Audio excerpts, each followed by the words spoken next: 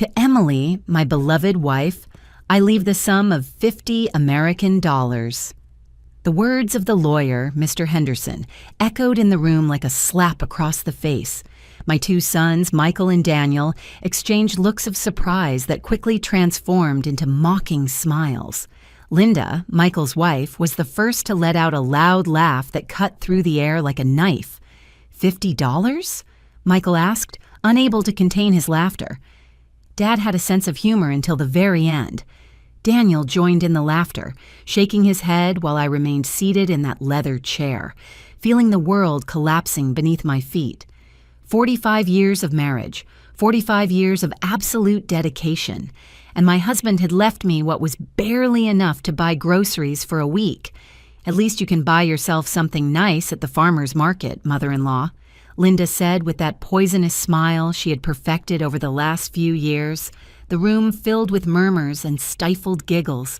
Even the lawyer seemed uncomfortable with the situation, but he continued reading as if nothing had happened.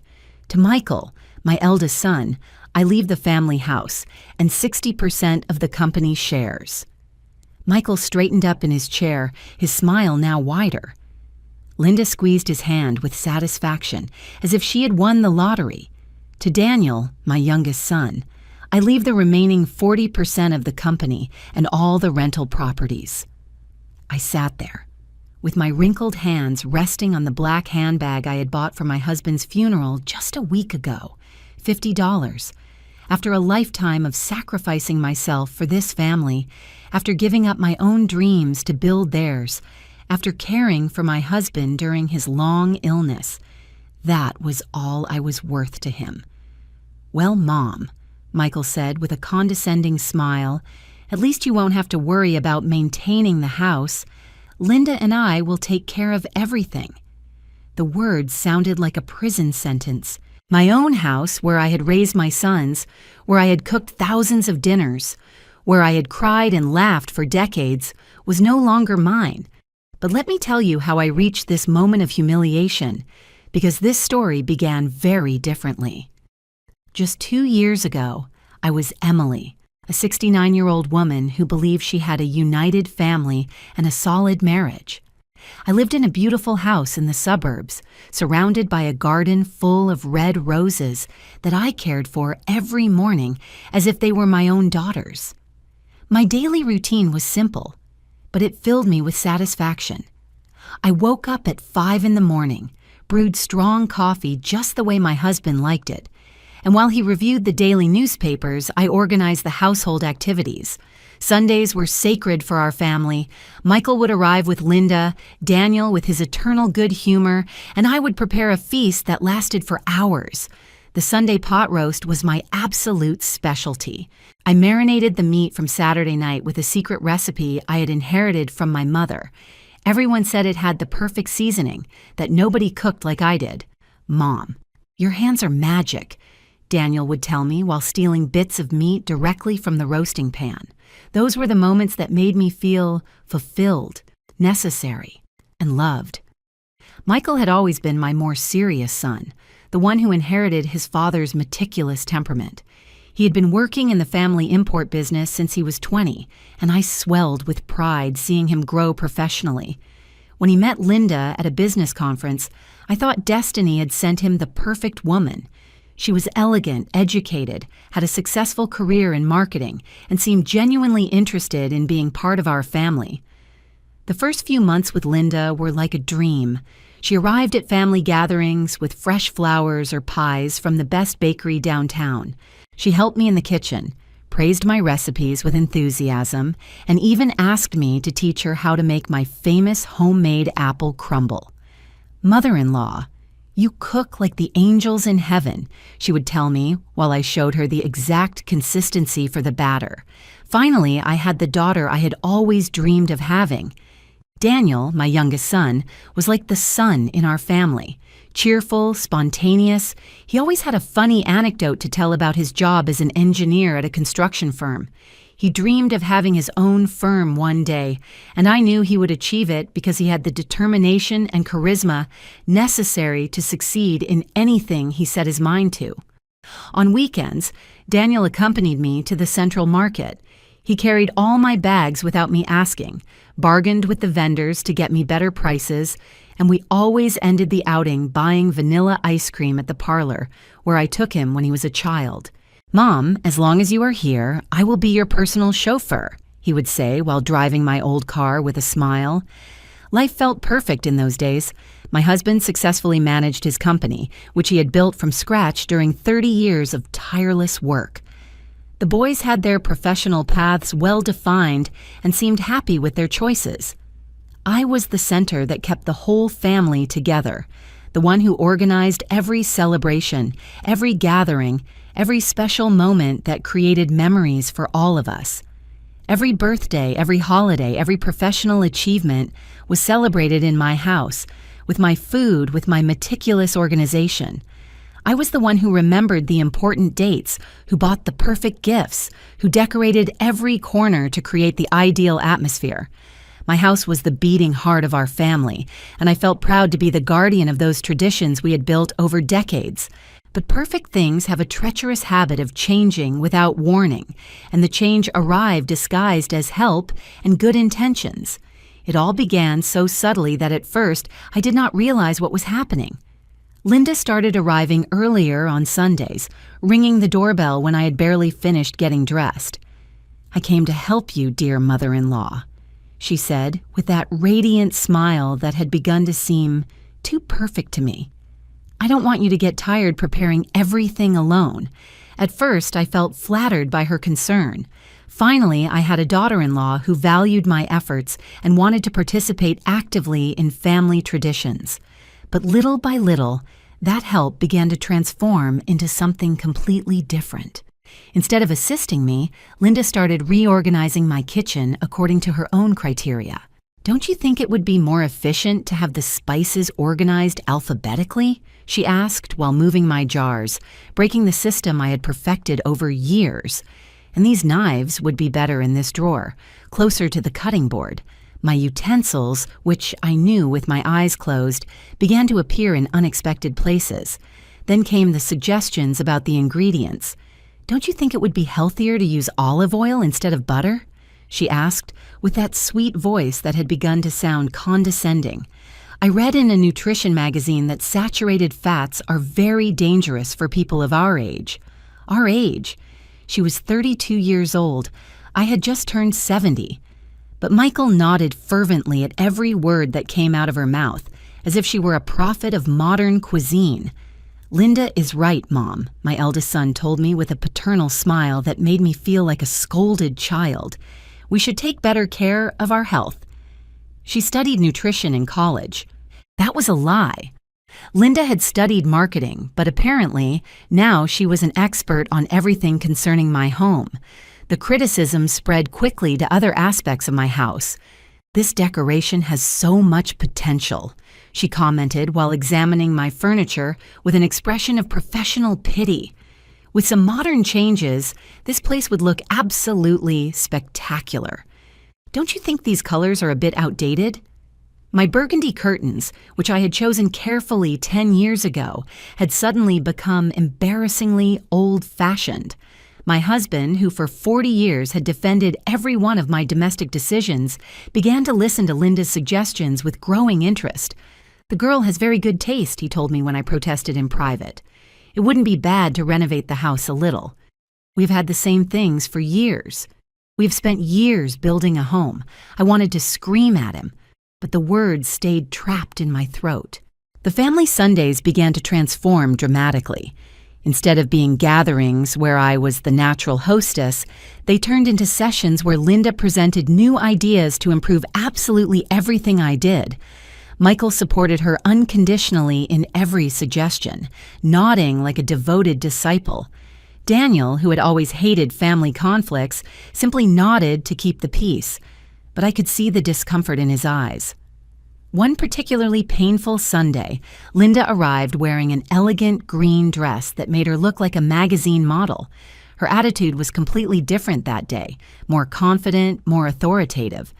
Without asking my permission, she went directly to the head of the dining table, the place that had been mine for decades, and began to serve the food as if she were the absolute owner of the house.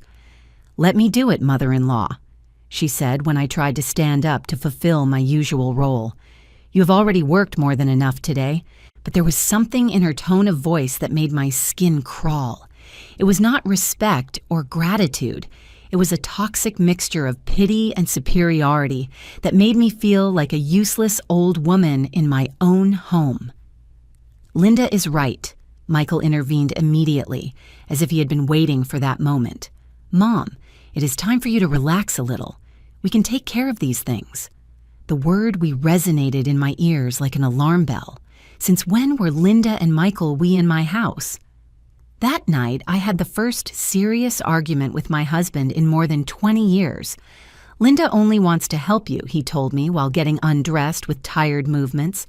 "I don't understand why it bothers you so much that someone wants to make your life easier, but I understood perfectly what was happening. I could feel with every fiber of my being that my place in the family was beginning to wobble without me being able to do absolutely anything to stop that avalanche. It is not help," I explained to him with a trembling voice. "It is an invasion. She is taking control of my kitchen, of my table, of my traditions, and you are letting her do it." My husband looked at me with that expression of forced patience he reserved for when he considered I was being irrational. "You are exaggerating, Emily," he told me with a sigh. "Linda is part of the family now. It is natural that she wants to participate. But participating and taking over are two completely different things, and I knew he refused to see the distinction because it was more comfortable for him to ignore the problem. The following weeks were like watching my own life in slow motion while someone else took control of the script. Linda began to arrive not only on Sundays but also during the week, always with some perfectly reasonable excuse. She passed by here after work and thought about saying hello, she said. But then she stayed until very late reorganizing something or suggesting changes. Michael started visiting us more frequently too, but he no longer came to see me. He came to discuss plans with Linda, to review furniture catalogs, to measure spaces for possible renovations. I had become a ghost in my own house, present but invisible, necessary but ignored. The transformation of my home was so gradual that at first I thought maybe I was imagining things. But when I woke up one morning and found Linda reorganizing my pantry without even asking my permission, I knew she had crossed a line that should never have been crossed. "Good morning, mother-in-law." She greeted me with that smile I had already learned to fear. "I was seeing that you have many expired things here." I decided to do a general cleaning. My homemade preserves, which I had prepared with so much love during the autumn, were piled up in a trash bag. "These jams are more than 6 months old," she explained as if she were a health inspector. "It is dangerous to consume such old food at our age." Our age. Again that phrase that made me feel as if we were contemporaries, as if she had the right to make decisions about my health and my house. "Those jams are perfectly fine," I protested weakly, but my voice sounded pathetic even to myself. I made them following my grandmother's recipe, with the exact amount of sugar to preserve them for years. Linda looked at me with that expression of exaggerated patience used with small children or confused elderly people. "Dear mother-in-law, times have changed. Now we know much more about food safety," she explained to me while continuing to throw away my things. "Michael asked me to look after his health because he is very worried about you." The lie came out of her lips so naturally that for a moment I doubted my own perception of reality. Michael had never told me he was worried about my health. In fact, for weeks we had barely spoken beyond superficial greetings when he came home. But when he arrived that afternoon and saw the reorganized pantry, he smiled at Linda as if she had performed a miracle. "How wonderful, honey. Mom needed someone to help her with these things." "I didn't need help," I murmured, but nobody listened to me. I had already ceased to exist as a valid voice in family conversations. I had become the subject of conversation, not a participant. They spoke about me in my presence as if I were a piece of furniture that required occasional maintenance. The dinners became exercises in silent humiliation. Linda had completely assumed control of my kitchen, preparing meals that she considered more appropriate for the age of the family. My traditional dishes, perfected over decades, were replaced by tasteless salads and steamed fish without seasoning. Salt is very bad for blood pressure, she explained, while serving tiny portions that left everyone hungry. My husband, who had always praised my cooking with genuine enthusiasm, now ate in silence, and afterward told Linda how refreshing it was to try healthier food. Daniel tried to maintain normal conversations, but even he seemed uncomfortable with the new family dynamic. His visits became shorter and less frequent. "You don't like coming home anymore?" I asked him one day when he said goodbye after barely an hour. My youngest son looked at me with sad eyes that broke my heart. "Mom, it's just that everything is very different now. Linda is very intense." It was the first time someone in the family admitted that something was wrong, but even Daniel seemed resigned to accept the new reality. The weekends, which used to be my sacred refuge, turned into my weekly nightmare. Linda arrived on Saturday morning with detailed plans to improve some aspect of the house. Michael accompanied her carrying boxes of new decorations or paint samples she had chosen without consulting me. "Surprise, mother-in-law," she announced. "We're going to renovate the living room this weekend." My furniture, which had history and associated memories, was labeled as outdated and depressing. The sofa where I had nursed my children, where my husband fell asleep watching television, where we had shared thousands of intimate conversations, was replaced by a modern beige set that looked like it came from a medical waiting room. "Don't you feel younger with these changes?" Linda asked me while admiring her work. But I felt like a stranger in my own home. Every familiar object that disappeared took a piece of my identity, of my history, of the woman I had been for 70 years. The family photos were reorganized too. The images of my wedding, of my children's first steps, of family vacations that had been proudly displayed for decades, were relegated to boxes or replaced by professional photographs of Michael and Linda. "Old photos make the house look sad," my daughter-in-law explained. "It is better to have more current and cheerful images." My husband observed these changes with growing approval. "The house looks more modern," he commented. "Linda has a very good eye for decoration." I wanted to scream at him that it wasn't about decoration, but about erasing our family history, but the words stayed trapped in my throat like stones. The nights became especially lonely. My husband fell asleep early, exhausted by work and apparently satisfied with the new version of our home. I walked through the house like a ghost, recognizing fewer things every day. The familiar sounds had changed too. Instead of the comforting tick-tock of the pendulum clock that had belonged to my mother, now a digital clock beeped, which Linda had installed because it was more precise. The smells of my home had also disappeared. It no longer smelled of my favorite spices, of my fresh garden flowers cut every morning, of the scented candles I lit in the afternoons. Now everything smelled of industrial cleaning products and artificial air fresheners that Linda considered more hygienic. During meals, conversations revolved exclusively around Linda's plans for the next improvement of the house. Michael participated with enthusiasm, suggesting additional modifications and praising every idea of his wife. I sat in silence, chewing food that had no flavor, at a table I no longer recognized as mine, surrounded by people who claimed to love me, but who had decided that I was no longer capable of making decisions about my own life. "What do you think, mother-in-law?" Linda asked me occasionally, but it was obvious that my opinion was irrelevant. If I expressed any reservation or different suggestion, Michael immediately intervened to explain why Linda's idea was superior. "Mom, you have to trust us. We know what is best for you." One afternoon in March, while I was sitting in my garden trying to find a moment of peace among the roses that still belonged to me, the phone rang. It was Sarah, a former colleague from my days as a secretary at an accounting firm more than 20 years ago. Her voice sounded excited and full of energy, a marked contrast to the oppressive atmosphere that had invaded my home. "Emily, dear, I have an incredible proposal for you," she told me without preamble. "Do you remember Mrs. Susan Higgins, the one who lived in the building where I worked? Her daughter lives in Costa Rica now and is looking for someone trustworthy to take care of her mother. The job includes housing, an excellent salary, and Susan is a lovely woman. I thought of you immediately. For a moment, I felt as if someone had opened a window in a room closed for months. The possibility of getting out of my own house, of finding a purpose again, of being necessary and valued by someone, filled me with a hope I had forgotten existed. In Costa Rica? I asked, feeling my heart beat faster. For how long? At least a year, maybe more if things work out well, Sarah explained. Susan is 85 years old, but she is very lucid. She just needs company and someone to help her with basic tasks. Her daughter says she prefers a mature woman with life experience.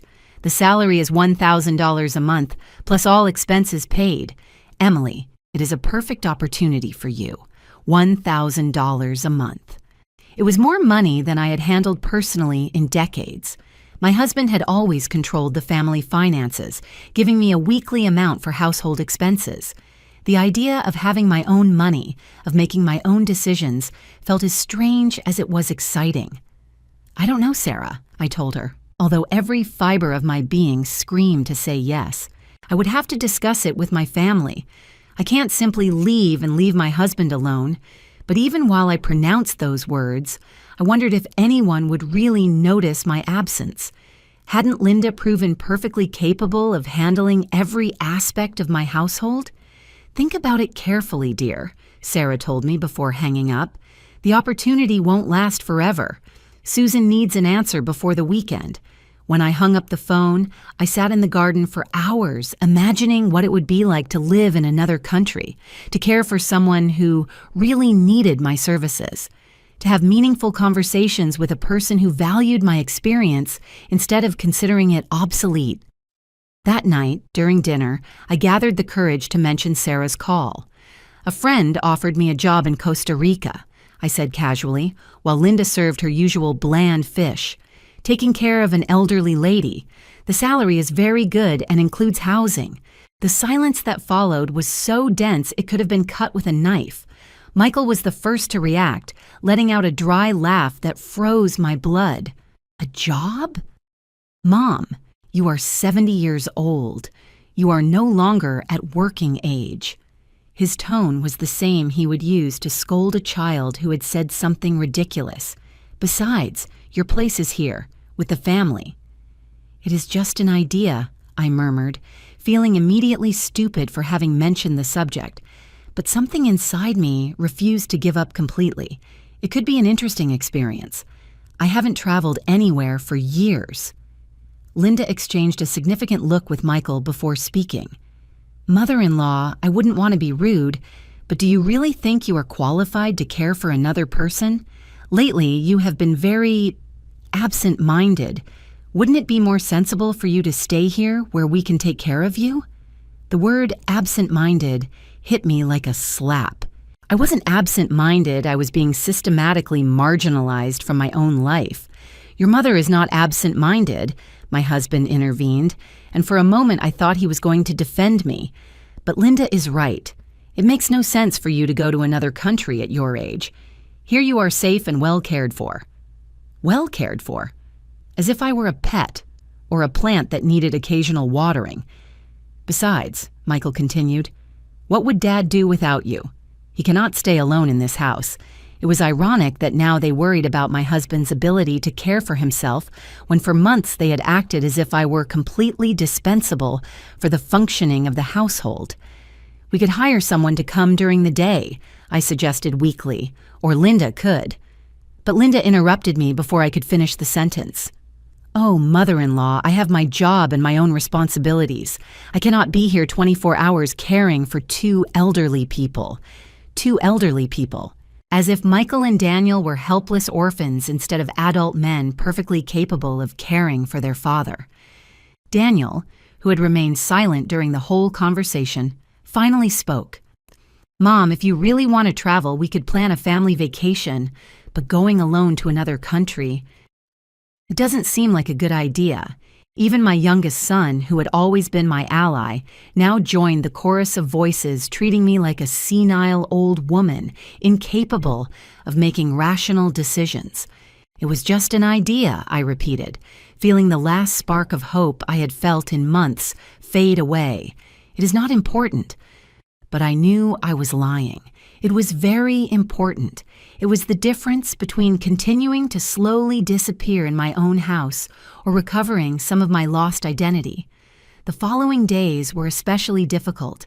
Every time I thought about the opportunity I had rejected, I felt a mixture of regret and resentment gnawing at me inside.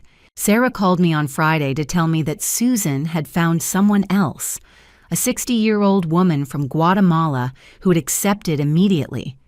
"She was perfect for you, Emily," she told me with sadness in her voice. "I hope another opportunity appears soon." But I knew there wouldn't be another opportunity. My family had made it very clear that my role was to stay at home, invisible and silent, while they decided what was best for my life. The idea of rebelling, of taking an independent decision, seemed as impossible as flying to the moon. Linda, apparently feeling she had won a significant victory, intensified her efforts to completely remodel my domestic identity. "Now that we know you are going to stay with us forever," she told me with that fake smile, "we can make long-term plans for your comfort." Her comfort meant more changes, more loss of control, more erasure of the woman I had been. That night, lying next to my husband, who snored peacefully, I wondered when I had stopped being Emily, the woman with dreams and opinions of her own, to become mom, mother-in-law, the missus, a series of roles defined by my relationship with other people. When had I accepted that my value as a human being depended exclusively on my usefulness to others? And most painful of all, why had I allowed it to happen? The moment that would change everything forever arrived 3 weeks later, on an April afternoon that began like any other. My husband had worsened from a flu he had had for several days, and the doctor had suggested we take him to the hospital for more detailed studies. The appointment was scheduled for 2 in the afternoon, and I had spent the morning preparing everything necessary: his medications, the health insurance documents, a change of clothes in case they decided to admit him. "Michael will come to pick us up at 1:30, I told my husband while he rested in bed. During the last few weeks, I had delegated these responsibilities to our eldest son, who had insisted he would handle all medical issues because hospitals can be confusing for elderly people. I had accepted this new dynamic with the resignation that had characterized all my recent months. At 1:15, my husband was already dressed and sitting in the living room waiting. I had his bag ready, and I had called Michael twice to confirm he was on his way. "I'm leaving the office now, Mom," he had told me on the second call. "I'll arrive in 15 minutes maximum." Linda had promised to meet us directly at the hospital after finishing an important meeting at her work. 1:30 arrived and passed without signs of Michael. My husband began to show signs of impatience, coughing more frequently and asking every few minutes what time it was. At 1:45, I called Michael again. The phone rang several times before he answered with a rushed voice. "Mom, an emergency came up at the office. A very important client arrived without warning. I can't leave now." "But Dad's appointment is at 2, I reminded him, feeling a pang of panic in my stomach. The doctor was very clear about the importance of not missing it. My husband watched me from the sofa with a worried expression, clearly listening to my side of the conversation. I know, Michael said with an impatient tone. "But this client could mean the biggest contract of the year for the company. I can't let him go. Linda will meet you at the hospital, okay? She can handle talking to the doctors." And he hung up before I could respond. I called Linda immediately, but her phone went straight to voicemail. I tried 3 more times during the next 10 minutes, with the same result. My husband had started to get nervous, insisting that he couldn't miss this appointment because the doctor had been very specific about the urgency of the studies. "We are going by taxi," I decided finally, although the idea terrified me. I hadn't handled complicated medical situations alone for years, and my husband depended completely on me to navigate the complex hospital system. but I had no other option. I called a cab company and they told me they would arrive in 20 minutes. When we finally arrived at the hospital, we were already half an hour late. The receptionist informed us that we would have to wait until there was a cancellation because they had given our slot to another patient. My husband looked weaker and weaker, and I felt completely lost trying to navigate the forms and procedures that Linda had promised to handle. We spent 4 hours in the waiting room. I called Michael 6 times. All went straight to voicemail. Linda didn't answer her messages either. We were completely alone. 2 elderly people lost in a medical system that seemed designed to confuse and frustrate seniors. When they finally saw my husband, the doctor was clearly annoyed by the delay and had to rush the exam. "You need to return tomorrow to complete the studies," the doctor told us with a serious expression. "Today we couldn't do everything necessary due to the lost time." My husband looked exhausted and confused, asking me repeatedly why Michael and Linda hadn't come as they had promised. The taxi ride back home was silent and painful. My husband coughed constantly, and I felt a mixture of anger and despair that was difficult to control. When we arrived home at 7 in the evening, we found Michael and Linda sitting comfortably in the living room, watching television and eating pizza they had ordered for delivery. "How did it go at the hospital?" Linda asked with a casual tone, as if she had completely forgotten she was supposed to meet us there. "We hope everything went well." The naturalness with which she pronounced those words left me speechless for several seconds. "You abandoned us," I said finally with a trembling voice. "You promised to accompany us and left us alone." Dad had to wait 4 hours and they couldn't complete all the studies. Michael didn't even have the decency to look ashamed. "Mom, I already explained to you that an emergency came up," he responded with a defensive tone. "And Linda had that super important meeting she couldn't cancel. Things happen. The important thing is that you got to the hospital," as if the fact that we had arrived by our own means was sufficient to absolve their abandonment. "The important thing," I repeated slowly, "is that your father needed support, and you weren't there." My voice had become firmer, fueled by hours of accumulated frustration. "You promised to be there, and you lied." It was the first time in months I directly confronted Michael about his behavior. Linda stood up from the sofa with an offended expression. "Mother-in-law, I think you are being very dramatic. You are adults capable of handling a medical appointment. You don't need us to hold your hand like little children." Her words were like a slap, especially because I knew she had a point. We had managed to handle the situation alone, although with great difficulty. "The point isn't whether we can do it alone," I explained, feeling tears of frustration gathering in my eyes. "The point is that you promised to help and didn't follow through, that when we needed you most, you decided other things were more important." My husband remained silent, clearly uncomfortable with the confrontation but too tired to intervene. Michael stood up and approached me with that paternal expression he had adopted lately. "Mom, I understand you are tired, but you can't expect us to drop our professional responsibilities every time you have a medical appointment. We have our own lives. Our own lives." As if his sick father and his exhausted mother were inconvenient obstacles to their personal plans. That night, lying in bed listening to my husband's labored breathing, something broke inside me permanently.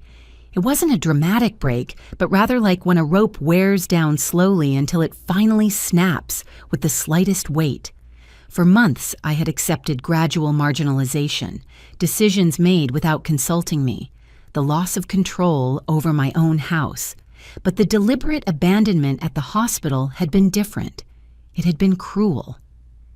The next day, while Michael and Linda were at their jobs, I called Sarah. "Do you think Susan still needs someone?" I asked her without preamble. "The woman from Guatemala they hired." "She already started working." My friend was surprised by the call, but she explained that the Guatemalan woman had faced visa issues and hadn't been able to travel. "Actually," Sarah told me, "Susan asked me yesterday if I knew anyone else. Are you seriously considering the proposal?" The question hung in the air like an opportunity for redemption, like a door opening when I most needed to escape. Yes, I responded with a firmness that surprised me. I am very interested. When can I speak with Susan's daughter? For the first time in months, I felt I was making a decision that was completely mine, without consulting anyone, without asking permission from people who had clearly shown that my well-being was not their priority. The phone conversation with Susan's daughter, Helen, was like a ray of light after months of darkness. Her voice was warm and genuinely interested in knowing me as a person, not just as a potential employee. "My mother has spoken a lot about you, Mrs. Emily," she told me from San Jose. "Sarah told her about your experience caring for your own family, and that is exactly what Mom needs. Someone with real experience, not just certificates." Helen explained to me that Susan lived in a small but comfortable house in a quiet neighborhood of the Costa Rican capital. Mom is very independent for her age, but she needs company and someone to ensure she takes her medications. She also loves to cook, so it would be wonderful if you could share that activity. The idea of cooking again for someone who appreciated my work excited me in a way I hadn't felt in years. "When could I start?" Helen asked me. "We can handle all the visa and passport paperwork from here. I have contacts at the embassy who can speed up the process." Helen's efficiency and professionalism contrasted dramatically with the chaotic way my own family handled important responsibilities. "In 2 weeks?" I responded without hesitation. "I need to arrange some things here, but I will be ready to travel in 2 weeks." After hanging up, I sat in my kitchen, feeling for the first time like the master of my own destiny. I hadn't consulted anyone, hadn't asked permission, hadn't waited for approval. I had made a decision that was completely mine. The following days were a whirlwind of secret preparations. While Michael and Linda continued with their normal lives, assuming I would be available indefinitely to be remodeled according to their preferences, I discreetly organized the necessary documents for my new life.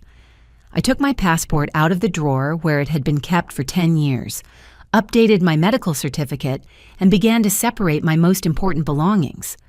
The hardest part was deciding what to take and what to leave behind.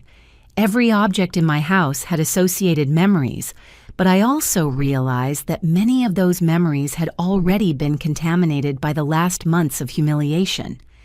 The apron I had used for years to cook family Sundays now reminded me of Linda's criticisms about my antiquated methods. The family photos that had been relegated to boxes seemed like relics of a happier time that no longer existed.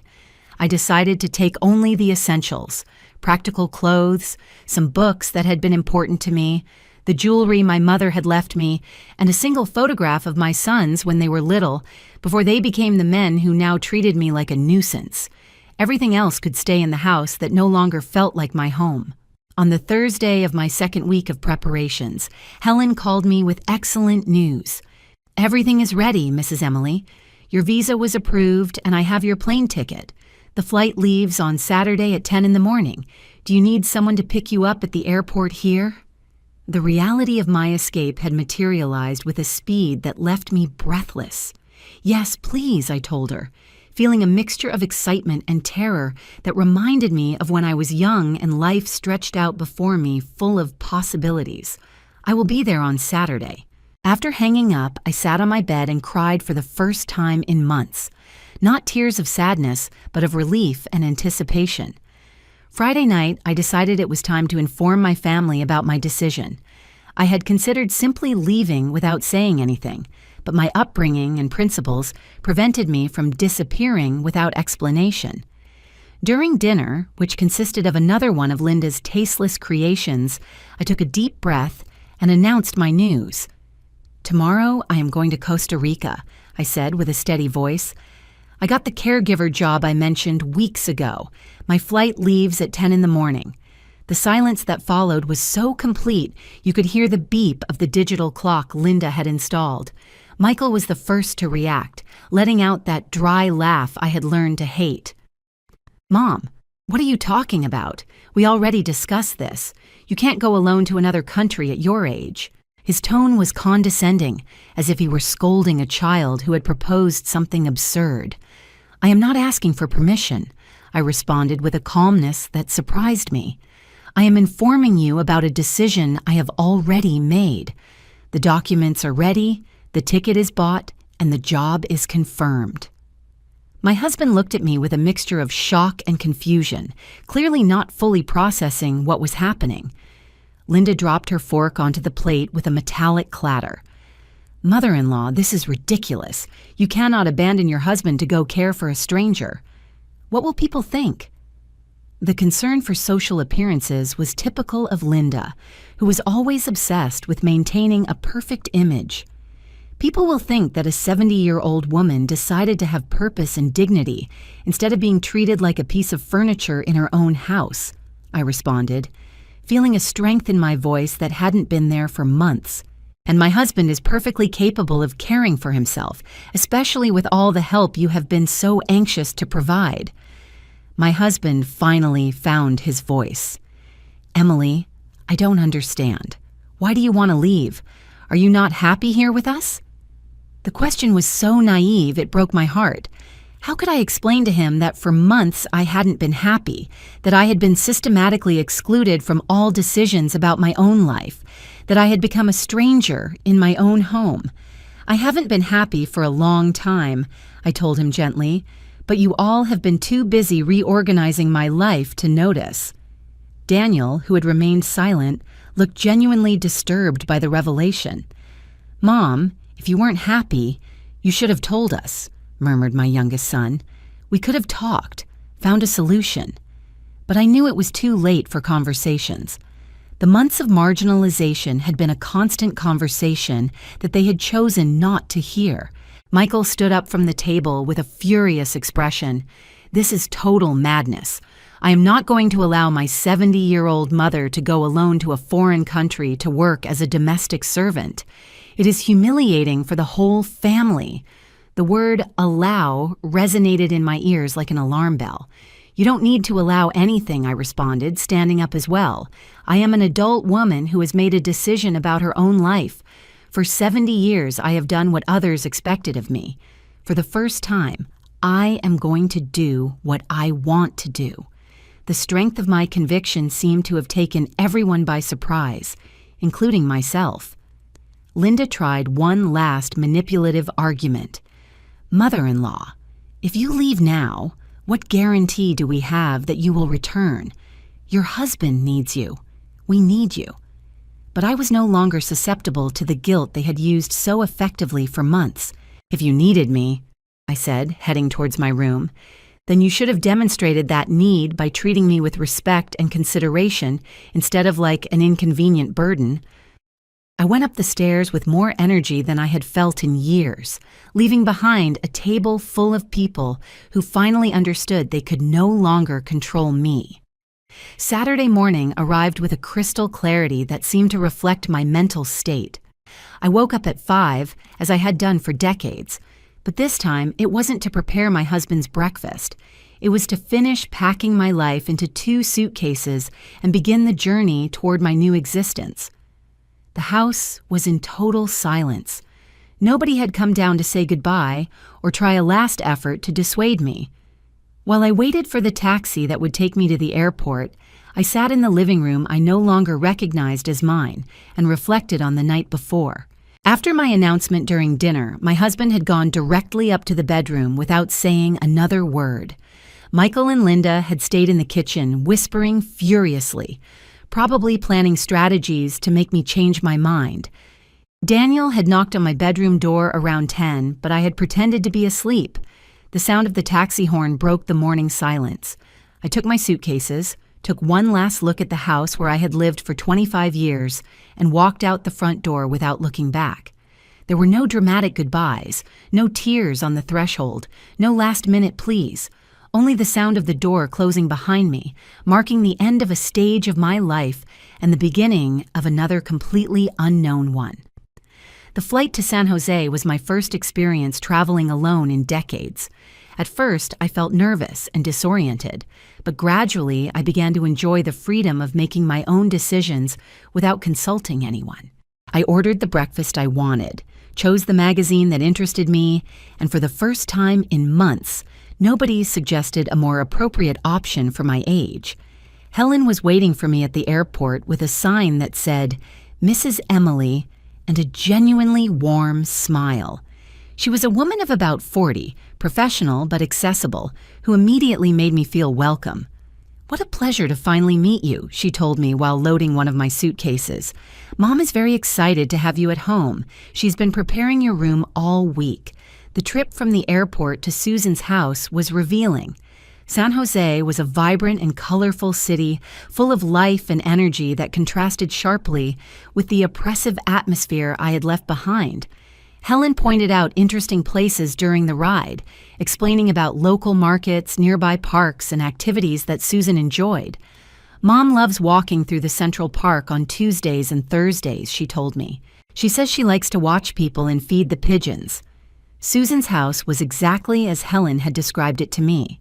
Small but comfortable, with a garden full of tropical plants and a terrace where you could drink coffee in the mornings. Susan received me at the door with open arms and a smile that lit up her entire wrinkled face. "Emily, dear," she exclaimed, "how happy I am that you have come to keep this lonely old woman company." From the first moment, the difference was astounding. Susan treated me like a valuable guest, not like an employee. She showed me the house with pride, explaining the history behind every photograph and every decorative object. "This was my room for 50 years, she told me, pointing to the master bedroom, "but now I prefer the smaller room because it gets better sun in the mornings. The big room is yours now, with a private bathroom and a view of the garden. My new room was bright and cozy, decorated with soft colors that invited rest. It had a comfortable bed, a desk by the window, and a spacious closet where I could arrange my few belongings. For the first time in months, I had a space that was completely mine, where nobody would enter to reorganize my things or suggest improvements. The first weeks in Costa Rica were like waking up from a long and confusing dream. Susan turned out to be delightful company, intelligent, funny, and full of fascinating stories about her life. She had been a teacher for 40 years, had traveled all over Central America, and had interesting opinions on everything, from politics to gardening. Our conversations during meals were stimulating and respectful, something I had forgotten was possible. The daily routine was simple, but satisfying.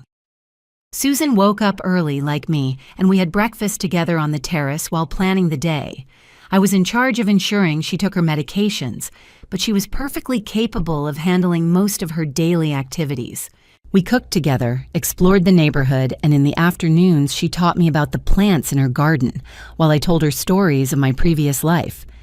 "Do you know what I like most about having you here?" Susan asked me one afternoon while we watered the orchids. "That you treat me like a whole person, not like a fragile old woman who needs constant protection." Her words resonated deeply within me because they described exactly what I had lost in my house: basic respect toward my complete humanity. During my second month in Costa Rica, I began to notice changes in myself that I hadn't experienced in years. My posture had straightened, my voice had recovered its natural strength, and for the first time in a long time, I looked in the mirror and recognized the woman I saw reflected. Susan had encouraged me to buy new clothes, and together we had chosen colorful dresses that made me feel feminine and vital. It was during this period of personal rediscovery that I met Robert. He was a 73-year-old widower who lived in the same neighborhood and visited Susan occasionally because they had been colleagues during their teaching years. Robert was an authentic gentleman, educated, gentle, and with a sense of humor that made me laugh in ways I had forgotten existed. "Robert is interested in you," Susan told me with a mischievous smile after one of his visits. "And I think the feeling is mutual. The idea of romance at my age seemed at the same time exciting and terrifying. For 45 years, I had been married to the same man, and the possibility of exploring new romantic feelings felt like completely unknown territory. Robert began inviting me to walk in the park on Sundays. Our walks were slow and quiet, full of conversations about books, travels, and dreams that both of us had put aside during our previous marriages. He treated me with a courtesy and consideration that reminded me how a woman was supposed to feel when she was valued and respected by a man. My late wife used to say that it is never too late to be happy, Robert confided in me during one of our walks. I think she was right. Life doesn't end at 70. Sometimes it simply begins again. His words captured perfectly what I was experiencing. Not the end of my life, but a new chapter full of possibilities I hadn't considered before. While my new life in Costa Rica flourished, my phone began to ring with increasing frequency. Michael called weekly, at first with an angry and demanding tone. "Mom, this joke has lasted long enough. It is time for you to return home where you belong." But gradually, his calls became more desperate. "Dad misses you a lot. The house isn't the same without you." Daniel also called with a different approach.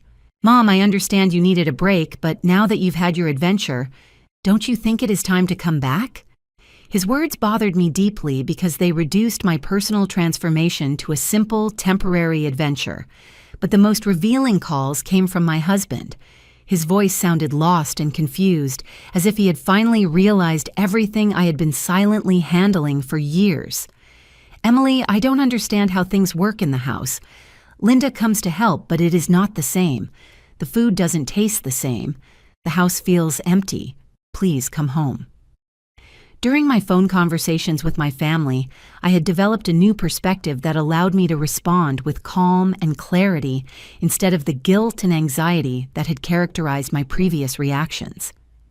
"I am not coming back," I told Michael during one of his most insistent calls.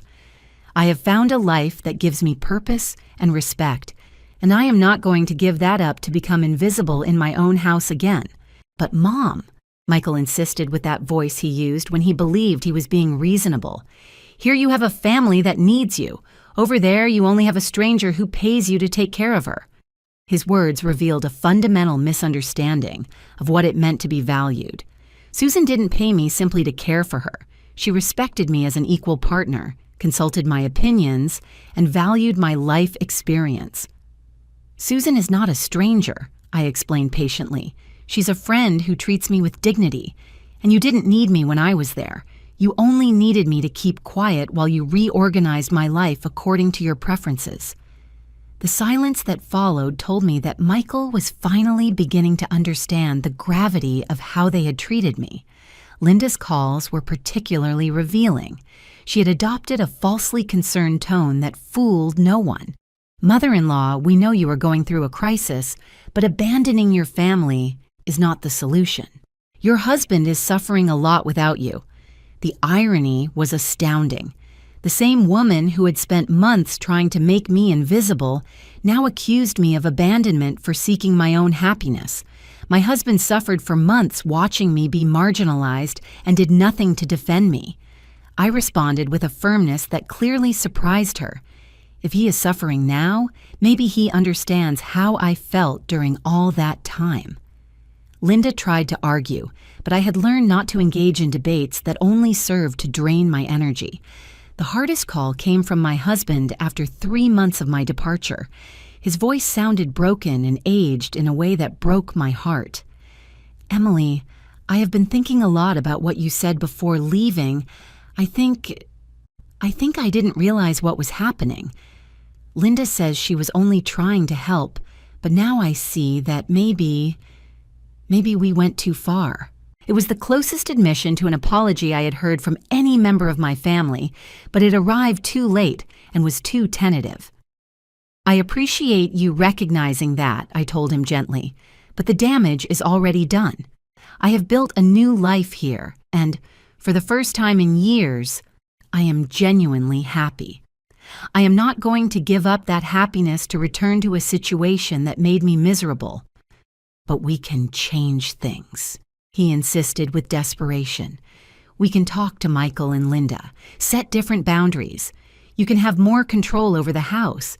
His promises sounded sincere, but I knew that fundamental changes in personality and attitude don't happen simply because someone leaves for a few months. During my 4th month in Costa Rica, I received an unexpected call that would change everything again. It was Mr. Henderson, the family lawyer, with news that left me completely speechless. "Mrs. Emily, I need to speak with you about your husband's will." There are some additional documents that appeared during the review of his personal files. Additional documents? I asked, confused. I thought everything had been settled during the reading of the will. Mr. Henderson explained that he had found a safe in my husband's office containing papers that significantly modified the testamentary provisions we had heard months ago. Your husband maintained bank accounts abroad that were not included in the original will, the lawyer explained. Apparently, these accounts were specifically designated for you, with very detailed instructions on when and how they should be revealed. My heart began to beat faster as I processed the implications of this information. What kind of accounts? I asked, although part of me already suspected that this revelation would have dramatic consequences for my whole family. Mr. Henderson explained to me that my husband had been systematically transferring money to offshore accounts during the last 15 years, accumulating a considerable fortune he had kept completely secret. The total amount is approximately $80 million, Mr. Henderson said, and I had to sit down because my legs trembled.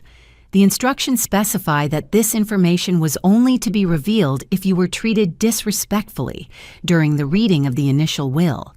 Your husband apparently anticipated that his children might show their true character if they believed you had inherited very little. The irony of the situation was so perfect, it almost seemed too good to be true. My husband, who had remained silent while Michael and Linda marginalized me, had been secretly preparing a test to evaluate the character of our children. The $50 had been a decoy, designed to reveal exactly the type of people they had become. Do the boys know about this? I asked, although the answer was obvious. Mr. Henderson confirmed that Michael and Daniel had no idea of the existence of these additional accounts. According to my husband's instructions, I was the sole beneficiary of this hidden fortune, and I had complete discretion over whether to reveal its existence to the rest of the family. That night, sitting on Susan's terrace under the tropical stars, I reflected on this extraordinary revelation. My husband, despite his failures during the last months of his life, had proven to know me better than I had thought. He had predicted that I would need resources to rebuild my life if our children turned out to be the selfish people they seemed to have become. Susan, whom I told about the lawyer's call, offered me a wise perspective that can only come from someone who has lived 85 years. Emily, dear, money is only a tool. The important thing is that you have the freedom to choose how to use it. Your husband gave you a gift much more valuable than money. He gave you proof that you were right about what was happening in your family. The question now was what to do with this information. Could I return home as a rich and powerful woman, capable of putting Michael and Linda in their place definitively? Or could I continue building my new life in Costa Rica, using the resources to secure my independence and perhaps help others who found themselves in situations similar to mine? Robert, who had been visiting more frequently and whose friendship had deepened to become something we both recognized as mature and respectful love, offered me a different perspective. Emily, you have shown that you don't need money to be strong and independent. You already did the hardest part. You rescued yourself. Now you have the opportunity to decide what kind of life you want to build with this new freedom. His words captured exactly what I was feeling. The unexpected wealth was less important than the emotional and spiritual wealth I had discovered in Costa Rica. I had learned that I could be self-sufficient, that I could form new relationships based on mutual respect, and that it was never too late to start over.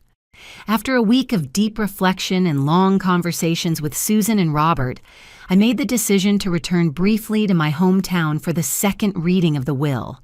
Not because I wanted to return to my previous life, but because I felt I deserved to see the faces of Michael and Linda when they learned the whole truth. It was a way to close the circle, to confront the people who had underestimated me so cruelly. Mr. Henderson had organized the meeting for a Tuesday morning in his office. I arrived 15 minutes before the agreed time, wearing an elegant purple dress I had bought in San Jose that made me feel powerful and sure of myself. When Michael and Linda entered the boardroom, their expressions of surprise at seeing me were immediately replaced by fake smiles and condescending comments. "Mom, how good that you decided to return," Michael said with that paternal voice I had come to detest so much. "We hope you have already overcome your crisis and are ready to return home where you belong." Linda nodded enthusiastically, clearly relieved that her troublesome mother-in-law had returned to be managed again according to her preferences. "I haven't come back to stay," I clarified immediately. "I am here because the lawyer informed me about additional documents related to my husband's will." Daniel, who had arrived a few minutes later, looked genuinely confused by the whole situation. Mr. Henderson began the reading with the same professional seriousness that had characterized the first session months ago. Before proceeding with the additional documents, I must explain the context behind the original testamentary provisions. The gentleman had left specific instructions on when to reveal the complete information about his estate. "Complete information?" Michael asked with a mocking smile. "Did Dad have more money hidden somewhere? Another $50 for Mom?" His laugh was cut short abruptly when Mr. Henderson explained the true nature of the inheritance I was about to receive. "During the last 15 years, your father maintained offshore bank accounts that accumulated a total of 80 million American dollars, the lawyer announced. These accounts were established exclusively for Mrs. Emily, with specific instructions that they would only be revealed if she was treated disrespectfully during the reading of the initial will." The silence that followed was so complete and prolonged that the hum of the air conditioner could be heard. Michael opened and closed his mouth several times without emitting any sound. Linda had turned completely pale, her hands trembling visibly on the table. Daniel looked at me with an expression of absolute shock mixed with something that looked like genuine shame. 80 million, Michael repeated finally, his voice barely a whisper. $80 million.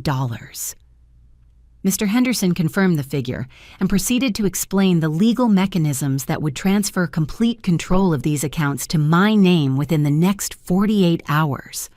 Linda was the first to recover the ability to speak, although her voice sounded strangled and desperate. "But that is not fair. We are the children. We are the ones who have been taking care of the family business. Why does she receive all the money?"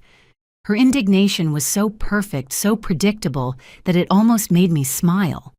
"Why?" I said, rising slowly from my chair. "My husband knew exactly what kind of people you were.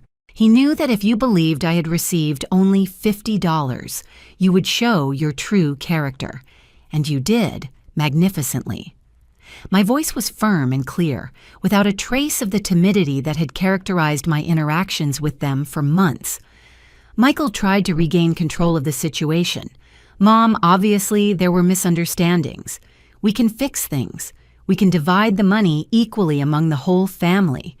The desperation in his voice was palpable, and for the first time in my life, I saw my eldest son as he really was, a greedy man willing to say anything to get what he wanted.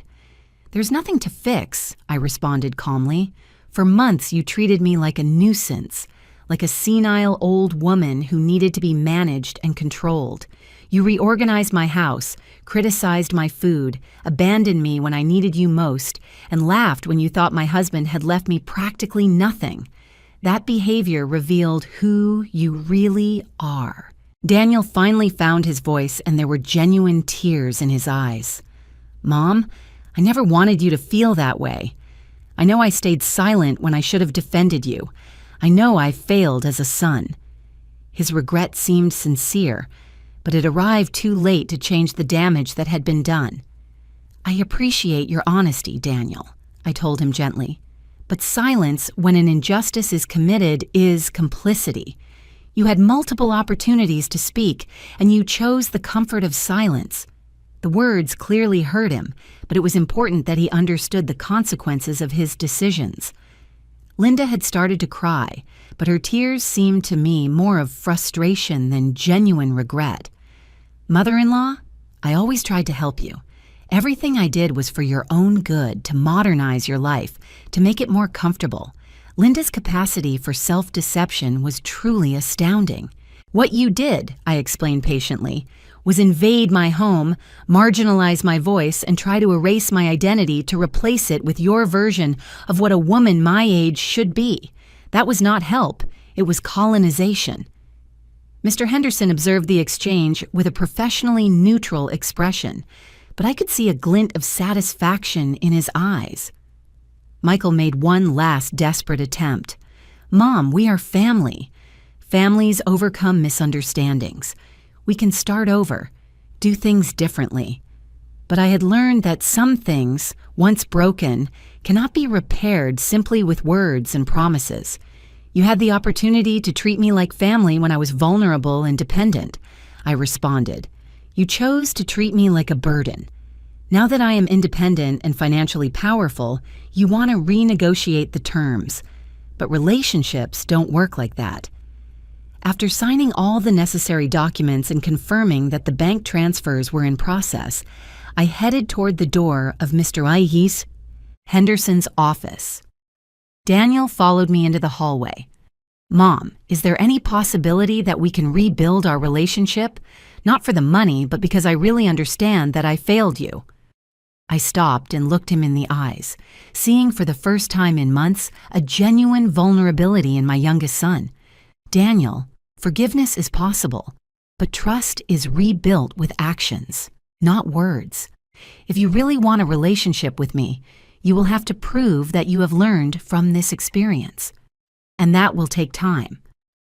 I returned to Costa Rica with a feeling of closure I hadn't expected to experience. The confrontation had been necessary, not to hurt them, but to definitively close the chapter of my life where I had allowed others to define my value. Susan received me with a warm hug, and Robert with fresh flowers from the market. How do you feel? Susan asked me that night while we drank tea on the terrace. Was it what you expected? I reflected on her question before answering. The satisfaction had been less than I had anticipated, but the sense of completed justice was deep and healing. I feel free, I told her finally. For the first time in my life, I don't owe anyone explanations about my decisions. I can choose how to spend my time, my energy, and now my money based solely on what makes me happy and gives me purpose. With my new resources, I decided to establish a foundation to help older women who found themselves in situations similar to the one I had lived.